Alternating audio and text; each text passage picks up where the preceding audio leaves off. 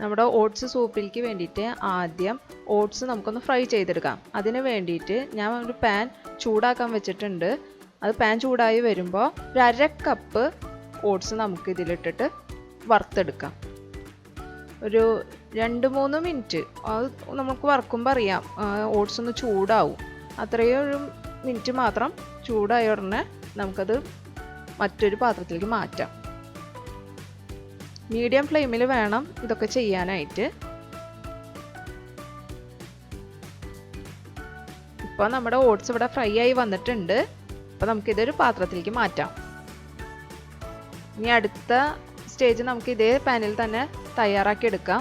അപ്പോൾ അതിന് വേണ്ടിയിട്ട് ഞാൻ പാനിൽ കുറച്ച് വെജിറ്റബിൾ ഓയിൽ ഒഴിച്ചിട്ടുണ്ട്. വെജിറ്റബിൾ ഓയിലിന് പകരം ബട്ടർ ഉപയോഗിക്കണമെങ്കിൽ ഉപയോഗിക്കാം. അത് ചൂടായി വരുമ്പോൾ നമുക്ക് ഒരു 1/4 ടീസ്പൂണോളം വെളുത്തുള്ളി ചെറുതായി അരിഞ്ഞത് ചേർക്കാം. ഒരു വലിയ അല്ലി വെളുത്തുള്ളിയാണ് ഞാനിവിടെ എടുത്തിട്ടുള്ളത്. പിന്നെ ഇനി ഇതിലേക്ക് ഒരു 1/4 ടീസ്പൂണോളം ഇഞ്ചി അരിഞ്ഞതും നമുക്ക് ചേർക്കാം.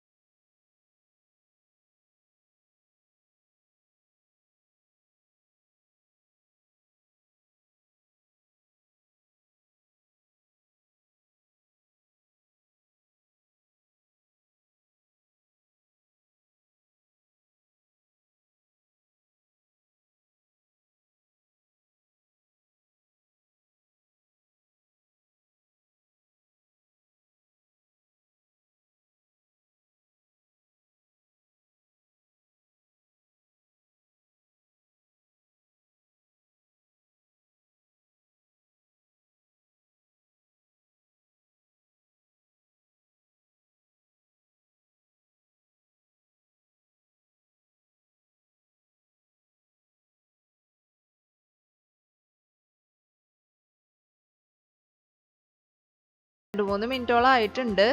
സൂപ്പ് തിളച്ചോന്ന് നോക്കാം. സൂപ്പ് നന്നായി തിളച്ചിട്ടുണ്ട്. ഇനി നമുക്ക് ഗ്യാസ് ഓഫ് ചെയ്യാം.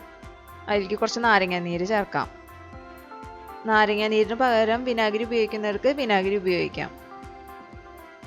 അപ്പോൾ നമ്മുടെ ഓട്സ് സൂപ്പ് ഇവിടെ റെഡി ആയിട്ടുണ്ട്. ഇത് നമുക്ക് സെർവിങ് ബൗളിലേക്ക് മാറ്റാം. അപ്പോൾ എല്ലാവരും ഇത് ട്രൈ ചെയ്ത് നോക്കുക. വളരെ ഹെൽത്തി ആയിട്ടുള്ള ഒരു സൂപ്പാണിത്. നിങ്ങൾ ആദ്യമായിട്ടാണ് ഈ ചാനൽ കാണുന്നതെങ്കിൽ പുതിയ വീഡിയോയ്ക്കായി നമ്മുടെ വീടുന്ന ചാനൽ സബ്സ്ക്രൈബ് ചെയ്യുക.